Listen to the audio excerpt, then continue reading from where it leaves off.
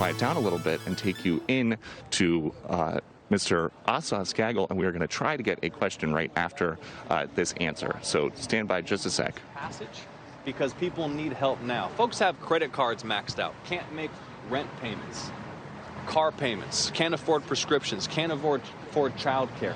People are in dire straits, and if Senators Perdue and Loeffler, who are in the majority in the U.S. Senate, let's be clear, it's the majority that controls floor action and what comes up for a vote. If they are serious about $2,000 relief checks for the people, then they should put maximum pressure on Mitch McConnell to move that legislation immediately. And Mr. Ossoff, we are really quickly, we are live on Fox right now. Thank you for the question. You talk in your stump speech that we just listened to about health and jobs and justice for all. Why not talk more about your experience, your relevant experience in being the best person to deliver on those things? Well, look, I've made my career fighting injustice, exposing war crimes and corruption. I run a business that's exposed terrorism, that's exposed sexual slavery by ISIS, that's exposed judicial corruption. And right now we have a crisis of corruption in American politics. And since we're live on Fox, let me take this opportunity to address directly the Fox audience. We have 2 United States senators in Georgia who have blatantly used their offices to enrich themselves. This is beyond partisanship. And the reason to your question that I talk so much about health and jobs and justice for all the people is that we can unite behind that program. We've lost 9 rural hospitals in Georgia in 10 years. We can reopen them. We can invest in infrastructure to build jobs, revitalize our communities, create opportunity, raise the minimum wage so that people doing an honest week's work can not just survive, but can thrive. And yes, pass landmark civil rights and voting rights legislation to secure equal justice for all.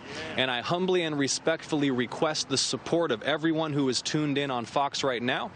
And I'd love for you to log on to ElectJohn, electjon.com. That's electjon.com. Make a contribution to our efforts here in Georgia. And one more quick one while we've got you. Any concern that the allegations of wrongdoing against Reverend Warnock could possibly be a drag on the Democratic ticket next week?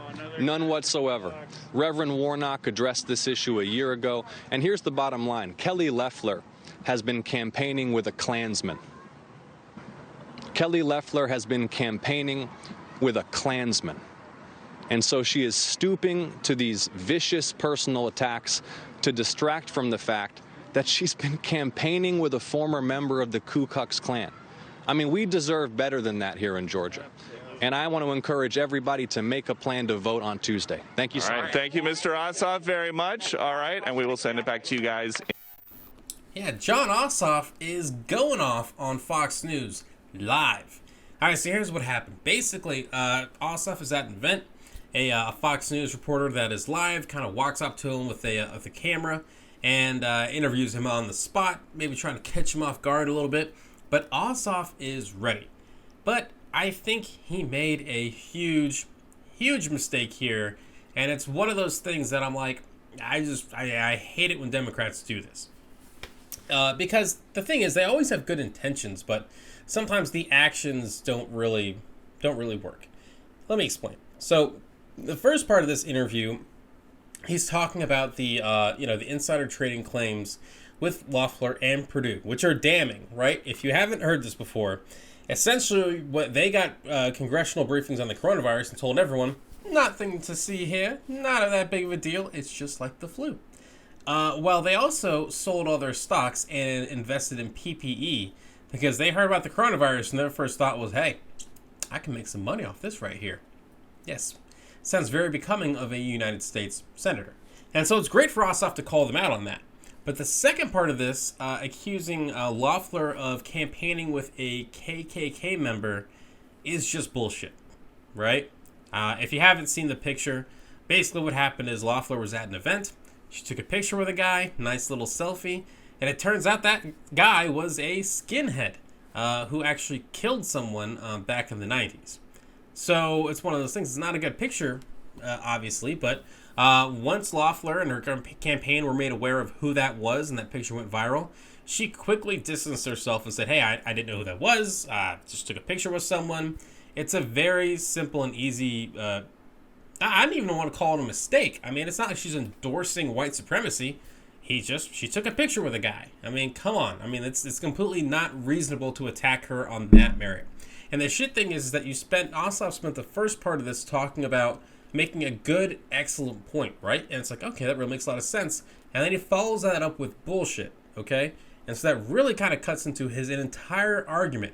You know, it makes everything you say sound kind of dumb, even though the first part of it was spot on. And unfortunately, Democrats kind of do this sometimes. They talk about equality, and then they're like, I need to fill my, like Biden talks about equality, that we all should be, we should all be viewed equally.